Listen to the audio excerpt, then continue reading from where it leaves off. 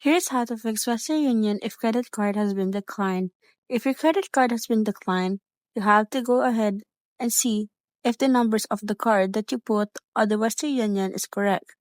You also have to make sure that your card is valid until the year that you are actually sending money.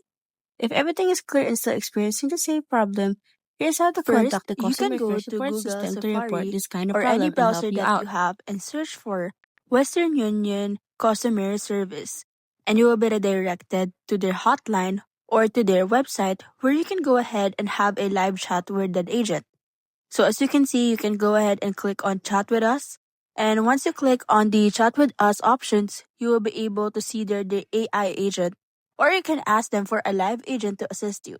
You can also go ahead and track the transfer or anything that has been solved to your problem. Next is you can go ahead and give them a call and a live agent will assist you through phone assist. You can dial this using your phone or any device that you have.